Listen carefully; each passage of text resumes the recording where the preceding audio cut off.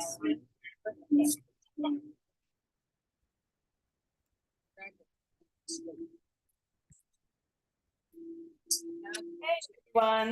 Hello, hello, hello. Good morning, good afternoon, good noon, good evening, wherever you are in the world. And welcome to the Daily Antidote of Song, brought to you by Carpe Diem Arts. Thank you for being here to sing in song and community and share a Zoomiverse for, I believe it's 1656 days as of today. So, just for the fact that for 1656 days we've been singing, we've been here in community, let's send out some love into the world. My name is Shruthi. I am in Kuilapalyam in the south of India today on the east coast. And it's really lovely to be with all of you here. To everyone in the Zoom room, can we just do an exuberant wave to whoever might look at the live stream later? Just sending some love there. And to everyone in the Zoom room, thank you for being present. Thank you for being here. To Ariana in LA, who is holding fort behind the scenes, and Mary in Massachusetts, who's holding fort behind the scenes, as well as Joe somewhere on a train, again holding fort behind the scenes. Thank you for doing what you do. To Kathleen in Albuquerque, welcome. To Susan in Cincinnati, welcome. To Baba Jim, welcome in Maryland. To Sheila in Florida. To Sue in Seattle, welcome. To Benet in Berkeley, California, welcome. To Pauline and William, perhaps in Newcastle, is it? I can just see an NE. Okay, I think I've got that right. Welcome to Dory and Ollie, perhaps and Ollie on Rhode Island. Welcome. Ruth and Clive in Birmingham, welcome. To Caroline in DC, welcome. Cricket in Maryland, welcome. Neil in Boston, welcome. Delhi in Maryland, welcome. Athena in Brooklyn, welcome. Kevin in DC, welcome. Annette in California, welcome. Trish in Victoria, BC, welcome. Linda on Orcas Island, welcome. Marcia in Ontario, welcome. Aloysius in Massachusetts, welcome. Anne in Silver Spring, welcome. Elizabeth in California, welcome. Dan in Vienna, welcome. Laris in the UK, welcome. To Sydney, welcome. To Storm in Massachusetts, welcome. To Nancy in Washington, welcome. Jane, Texas, May, welcome. To Fred in Silver Spring, welcome. To Carol in Connecticut, welcome. Arlene in Berkeley, and to Ray, welcome. Anne in Nashville, Diane in Massachusetts, welcome, welcome. To LMG in Connecticut, Cat Cox in Vermont, welcome. To Bob in Albany, welcome. And to Harriet in Chicago, welcome. We are delighted today to welcome back to the Daily Antidote from New York, Terry and Greg of Magpie. Give it up for Magpie, everyone. Hello, Thank you for everyone. Thank you. Good morning. Well, we're gonna All sing. right. We're gonna sing a song about Harpers Ferry. I don't know how many of you know the story of John Brown and Harpers Ferry, but this is kind of the story in Well, one song. this is the anniversary. Yes. The reason that we decided to do this song and probably another song later, today, and I don't know what Joe Jenks sang yesterday. Yesterday was the 165th anniversary of abolitionist John Brown's foray into the little river town of Harpers Ferry, Virginia. In those days, it was still Virginia, and what he was trying to start was a mass escape that would be supported by armed, supporters essentially. Not that it was going to be an insurrection, not that it was going to be a bloodletting of slaveholders. It was a major escape. That was the whole idea. Massive underground railroad. That was his plan. And so he went into Harper's Ferry with a small company of men. There were only about 19 that actually went into town with him. And it started on the 16th of October. And today, the 17th of October, is the day that the real fight began. When he woke up in the morning, all of the locals, all of the vigilantes, and all of the local people in Harper's Ferry had all pulled their guns down off of their mantles and out of their closets, and they came down into town and they started taking pot shots at him in his little headquarters in the Armory fire engine house. So by the end of the day, they were pretty exhausted, but it still wasn't over because, of course, the troops, the actual Marines, U.S. Marines, under the command of none other than General, at that time, Lieutenant Colonel Robert E. Lee, took up their positions that afternoon, but they didn't do anything until the next morning, in the morning of the 18th, in which they came to the engine house door and said, "Surrender or else," and or else is what happened. So anyway, I wanted that's to just say, this all happened at the confluence of two rivers, Yes. the Potomac and the Shenandoah. And of course, before all of that happened, there were the First Nations and many other people. So we're going to sing about that all in this song. Yeah, the song- which kind of tells the history. the song is The is chorus one, is for you, goes. the song is one that we wrote for Harpers Ferry back in 1995. And if you've ever visited Harpers Ferry, West Virginia, it's a national park. And if you start up at the Bolivar Heights parking lot and you get on the shuttle bus that takes you down there, you'll hear this song played on the music system in the shuttle bus. It's been played there since 1995, and I think the drivers probably know the song better than we do. Anyway, but it's got a chorus. It was written for the 50th anniversary of the park. So your part is, take me down the Shenandoah. One line at a time. Take me down the Shenandoah To the to the joining of the streams. Take me back to Harpers Ferry. Let Let me me revel in my dreams.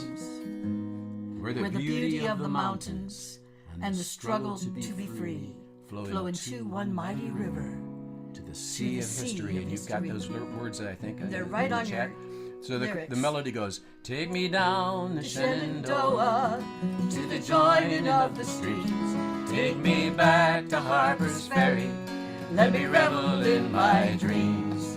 Where the beauty of the mountains and the struggle to be free flow into one mighty river to the sea of history. Shall we sing it one more time? Take me down the Shenandoah to the joining of the streams. Take me back to Harpers Ferry. Let me revel in my dreams. Where the beauty of the mountains and the struggle to be free flow into one mighty river to the sea of history. Deep in the chestnut forest, far beyond our memory, dwell the spirits of the people who lived in harmony with the rivers and the woodlands. Took only what they need. From abundant day they hunted, gathering berries, nuts, and seeds. Take me down the Shenandoah to the joining of the streams. Take me back to Harpers Ferry. Let me Revel in my dreams. Where the beauty of the mountains and the struggles to be free flow into one mighty river to the sea of history. When the settlers built this little town, they came to name it for Mr. Harper's Ferry that went from shore to shore. The power of the raging rivers turned the wheels of trade, carried by the long canal till the railroads were laid. Take me down the Shenandoah to the joining of the streams. Take me back to Harpers Ferry. Let me revel in my dreams. Where the beauty of the mountains and the struggle to be free flow into one mighty river to the sea of history. Like a twister out of Kansas, a man they called John Brown came in the name of freedom to this little river town. With the Rebels' desperation, he seized the armory and gave up his life fighting for an end to slavery. Anderson and Leary, Newby, Copeland, and Green, 5 black men fought there with him, died in obscurity. And just like these two rivers, they were runaway and free. One lived, 2 died in battle, and 2 on a hanging tree. Take me down the Shenandoah to the joining of the streams. Take me back to Harpers Ferry, let me revel in my dreams, where the beauty of the mountains and the struggle to be free flow into one mighty river to the sea of history. Come listen to the rivers, come listen to the land, come listen to the mountains, and you will understand. May her beauty and her story live long after we are gone, told by the rocks and rivers and by those who carry on. Take me down the Shenandoah to the joining of the streams. Take me back to Harpers Ferry, let me revel in my dreams, where the beauty of the mountains and the struggles to be free flow into one mighty river to the sea of history.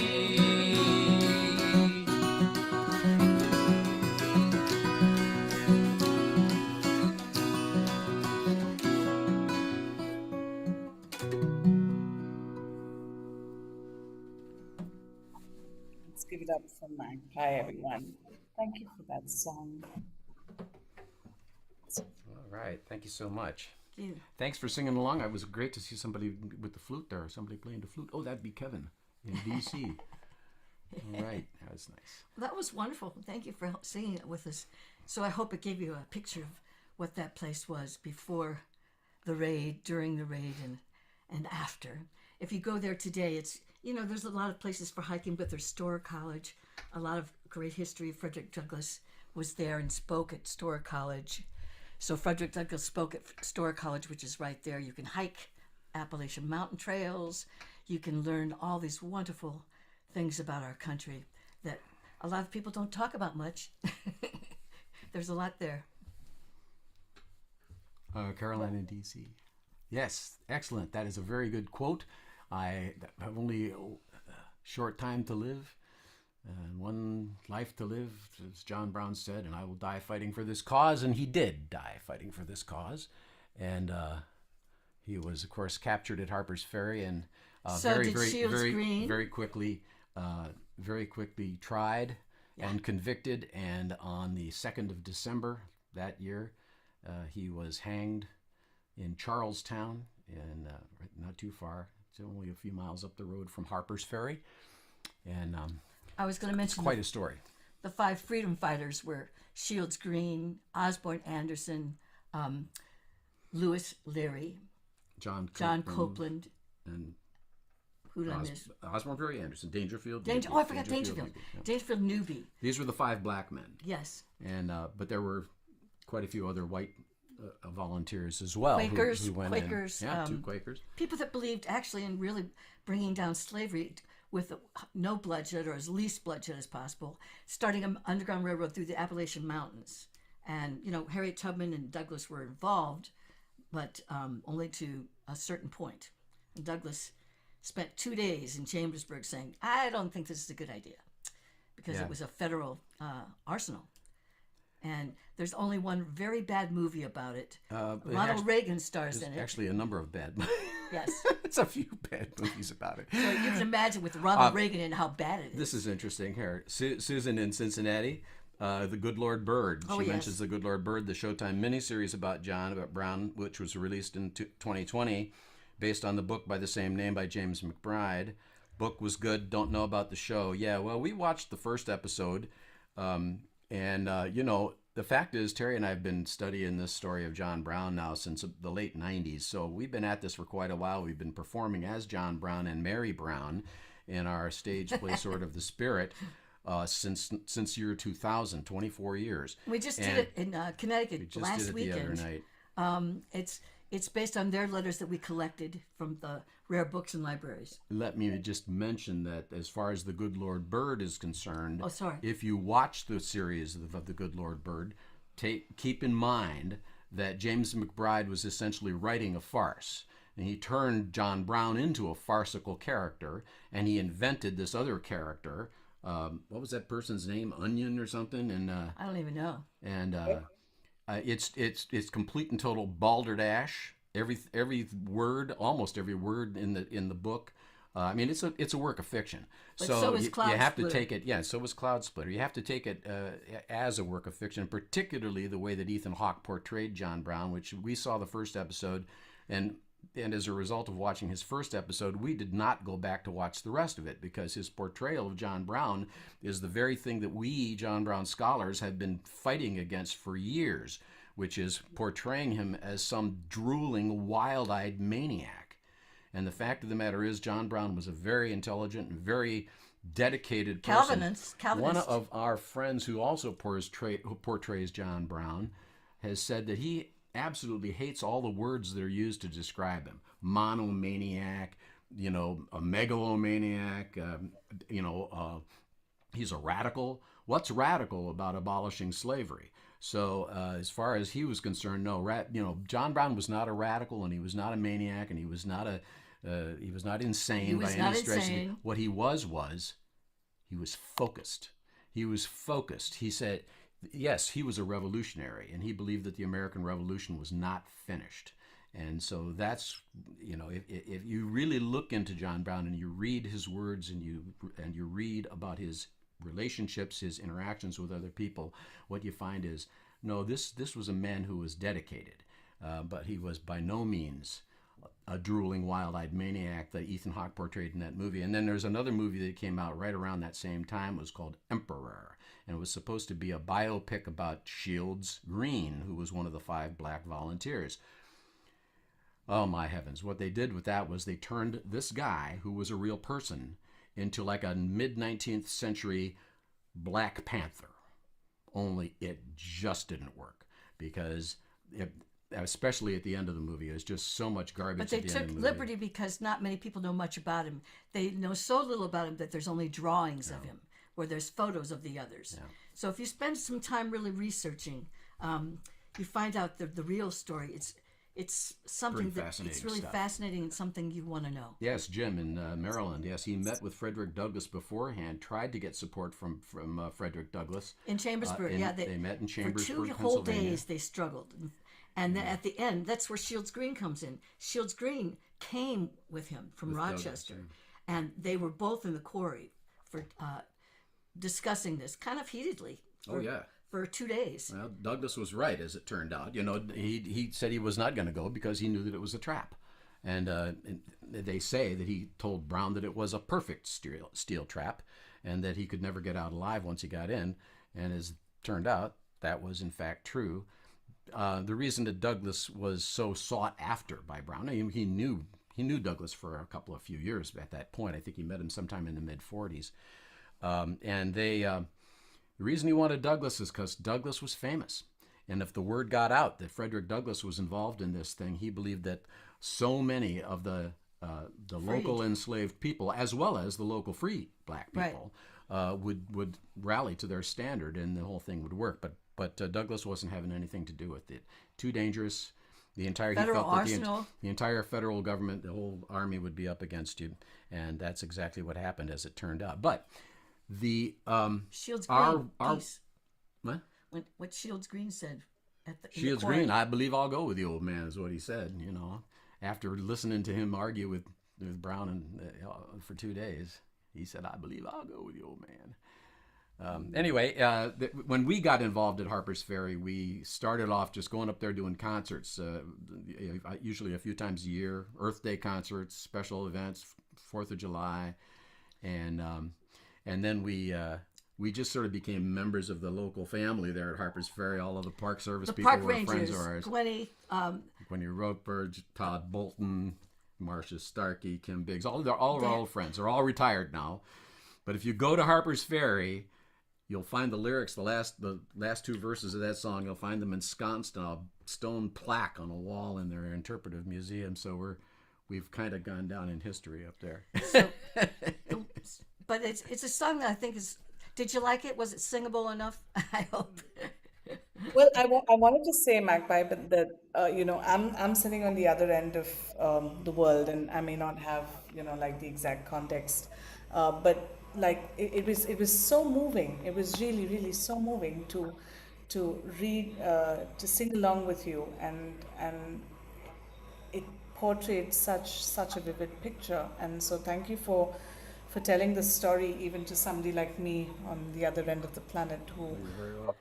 no, I think it's so powerful to think about history this way. So thank you for leading us through this. I was reflecting on some of you know other things that we should be writing about and reclaiming through song. So forgive me, is this your composition? That's what Yes. I gathered Yes, Oh, from yes. from your yes. conversation. This if you go to Harpers Ferry National Park, you'll hear it on the. It's part of the ride down on the bus, On the shuttle bus. on the shuttle bus, and then they have a film about the park, and we did all the music underneath it, including that song with the words. And it was a 50th anniversary song that we wrote for the park. Which was 1995. So 1995. So they've gone That's past, how they long had it's their been there. 75th anniversary here a while ago, and we were Yeah. there for that. So we're kind of a part of the park because What is it? because the place is so special. I mean, it's not just what happened to John Brown. It's the First Nations, what they did there. It's what the settlers did there. It's so much more. And you after, know, and after John Brown, and after it- John Brown, the Civil War, and the town changed sides So or many was, times. was taken over by, switched sides. The Union won it, the Confederates won it, back and forth a few times, and it was central to the Civil War. So that's why they called we- John Brown the spark we even that wrote started the war. we even wrote a song or two that actually come from that era, but we won't deal with that. But we're always encouraged because of the way a place feels to us. And when a park ranger says, "Would you guys help us with this?" And it really does.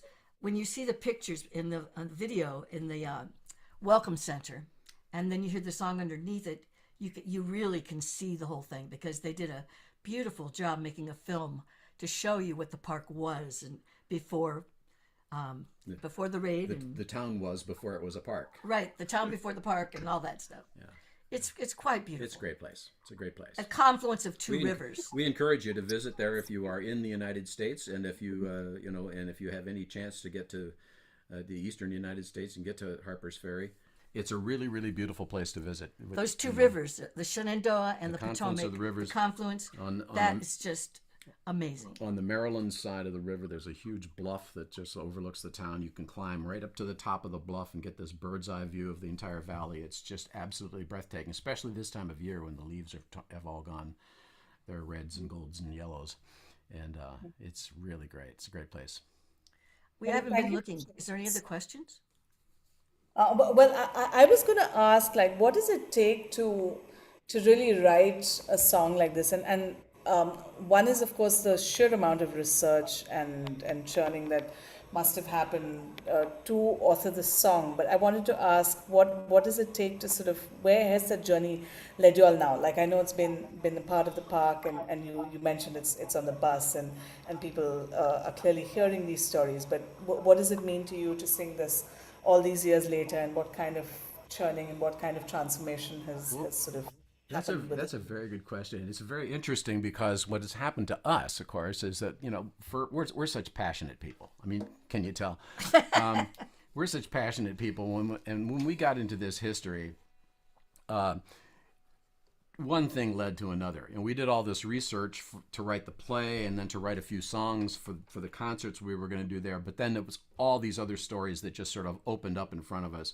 So we started writing song after song after song. We've written, we had an entire CD of songs, 7 of them that we wrote and 4 that we collected from other writers. And then since then, we've written about 13 or 14 songs that we haven't actually released on a recording yet. So what it means to us is that, boy, the learning never stops. As long as you're There's open so much to it. story there. There's So many people you want to tell people about. Yeah, they're personal stories. They're stories about their struggles, their own personal struggles, their relationships, and what drove them to be involved in the abolition movement, or perhaps to go as far as to join John Brown. The fact is, we've written songs on many, if not all, We've written songs on all of the 5 Black Raiders, an individual song on each one of them, and we just wrote the last one last year about Lewis Sheridan Leary. We've also written songs about some of the other guys. We wrote a song about Aaron Dwight Stevens, who was from Northern Ohio. All of these stories were so inspiring to us. We think of it as being to my mind, it's when somebody steps up and volunteers to lay their life down for the freedom of other people that they don't even know. That's about the bravest thing that you could possibly do, and that's what happened here. And I think that's the greatest thing in American history. At least we not forget the women. Greg and I have also spent over 12 years writing songs about Harriet Tubman with 4th graders all over the United States and Canada, about her life as a suffragist, and she's kind of a well-known person all over the world, Harriet Tubman. Abolitionist and suffragist. Mm-hmm. And at least we forget all the many things she did, and I guess you could say that the John Brown Project kind of led to the Harriet Tubman Project. I mean, we met our friend Martha Swan, who was the executive director of an organization, a freedom education organization called John Brown Lives. And she's the one who invited us to do the songwriting residencies in various places around the country and Canada on the story of Harriet Tubman. So we've been really focused a lot on that too. And we're learning a lot about that. It's all so related. And when people talk about condemning critical race theory in America and studying critical race theory, first of all, number one, they don't understand that critical race theory is in fact a legal concept that's taught really only in law schools. But what they're saying is, no, we've got to bury this history of slavery, and when you bury the history of slavery, then you bury the history of the noble struggle of abolition. You bury the entire thing. And our life for the last 25 years has been completely dedicated to doing exactly the opposite. We feel that this incredible history, deep history, is the best part of American history, the most important part of American history. When people rose up and said, no, the revolution isn't finished. Thank you, Magpie. I know I speak for many, many people in the room. Thank you for the work that you do. I'm meeting you all for the first time. I know that there are people in the room who've known you perhaps for years. But I really want to say, from across the other side of the world, thank you for the work that you're doing. This sheds so much light on, so much perspective on the need also to constantly investigate and keep churning and keep telling stories and keep finding voices that are hidden and on the margins and speak up and tell their stories. So thank you for doing what you're doing. What do we? I know we're almost at time. I want to thank you for what you do and what everybody here does to continue to stop slavery all over the world. It's worse now than it's ever been. Human trafficking, it's terrible. So we need to fight this.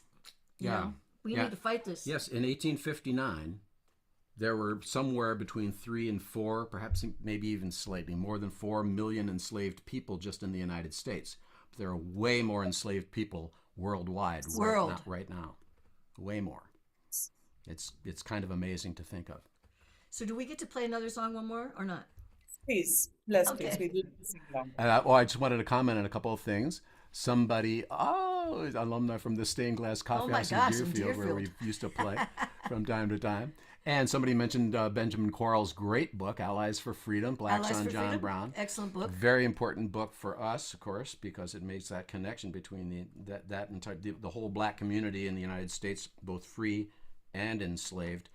And then, of course, it brings it all up through modern history as well. And somebody's mentioned the story of John Parker, which is great. This is an Underground Railroad. Mics are excellent. Great. Thank you. That's good. I'm glad to hear that. So we can do one more song, which is another one of our songs. And when we wrote this one, we decided that Greg and I were born in Ohio. We're from there. You know something? And I was born in Akron, where John Brown had a house. lived there. He lived there. Oh, and guess what else? Owned by Simon Perkins. They were wool growers. The first place that Terry and I actually lived together was in Kent, Ohio.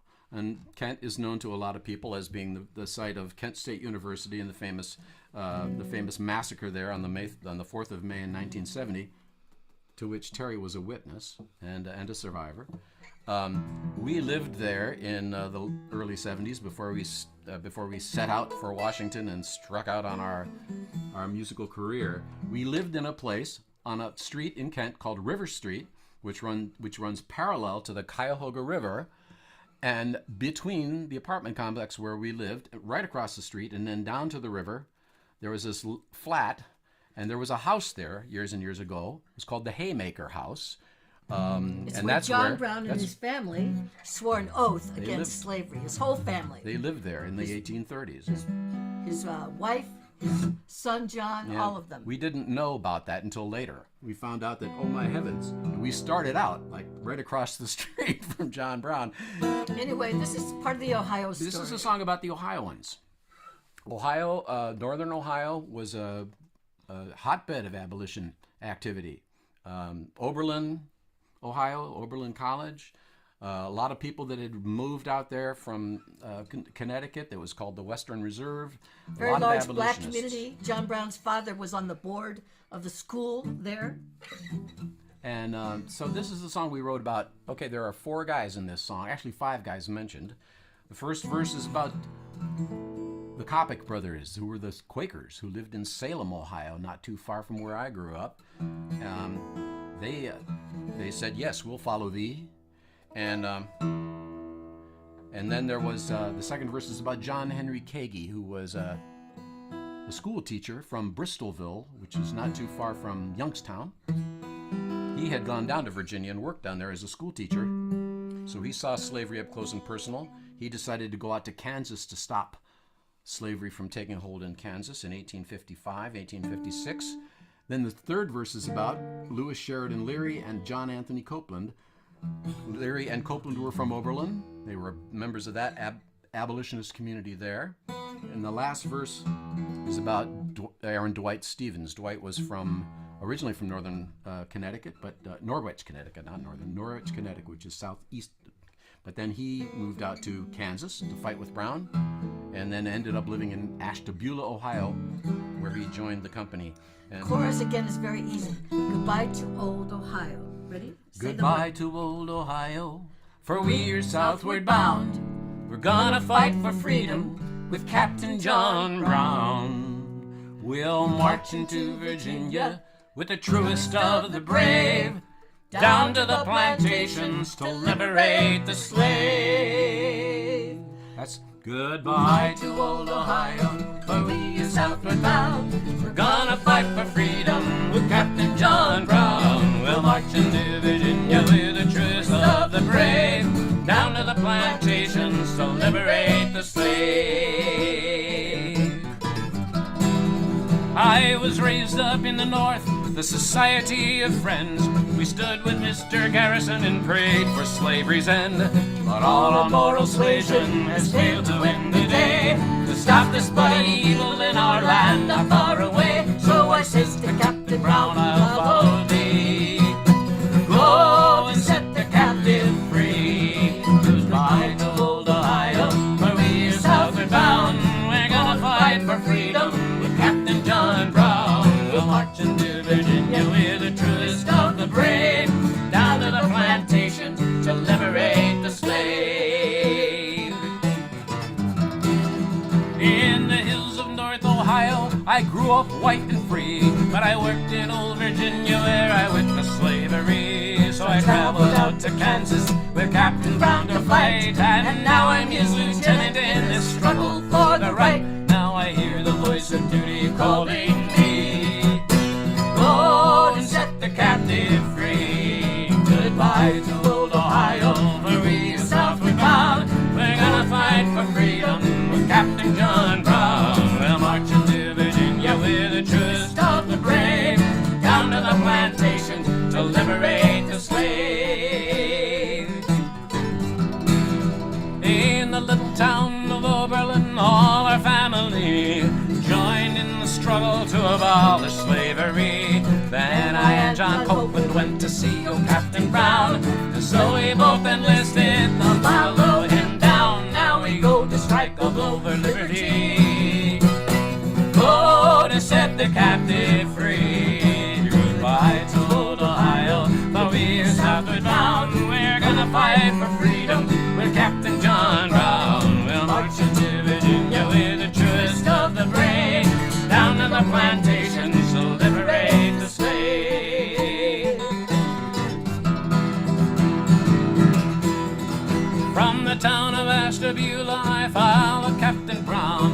fought the slavers on the bleeding Kansas battleground, and now we go to Harpers Ferry to liberate the guns. Then we'll free the slaves and put the masters on the run. We're gonna put an end to slavery.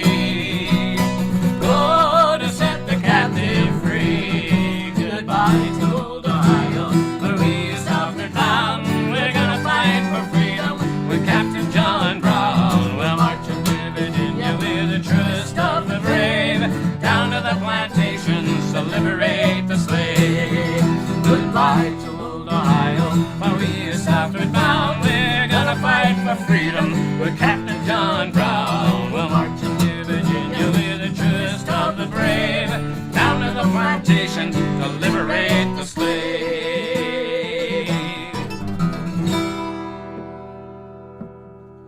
Let's give it up for Magpie, everyone. Thank you, Greg, and thank you, Terry, for such a phenomenal session of song, singing, history, activism, everything combined in one. Thank you for reminding us of to tell stories and to sing our songs and our truth. Thank you so much. Thank you, and everyone here for what you do in the world. Thank you. Let's say thank you and goodbye to Magpie, everyone. This was so beautiful. Um, Thank you for day 1656 of the Antidote. Let's wave goodbye to the live stream. Coming up later in this week, we have three lovely sessions to round up the week. I will just, once it comes up on the live stream, or it'll be in your email. If you haven't got the email, please get it from, you can check it out on the Carpe Diem Arts website. It is coming in a second. So tomorrow we have Barb Tilson and Valia Levchenko. And to round up the week, I don't know who that is. I think, I think I'm looking in the mirror. It's me to round up the week on Sunday. So thank you so much for being here, everyone. To everyone in the room, to Ariana in LA holding fort behind the scenes, and Joe somewhere on the train holding fort behind the scenes. Thank you so much. Kathleen in Albuquerque, Susan in Cincinnati, Baba Jim, have a lovely day. To Neil in Boston, Sheila in Florida, Sue in Seattle, have a beautiful day wherever you are. Goodbye. Thank you for being here. Benet in Berkeley, Pauline and William in Newcastle, Dory and Ollie, to Caroline in DC, to Mary again for holding fort behind the scenes. Thank you so much for being here. To Cricket in Maryland, Athena in Brooklyn, Anne in Nashville, Linda on Orcas Island, Deborah in Kentucky. Thank you for being here. To Dan Walker in Vienna, to Laris in the UK, Gary in Massachusetts, Delhi in Maryland, Anne in Silver Spring. Thank you for being here.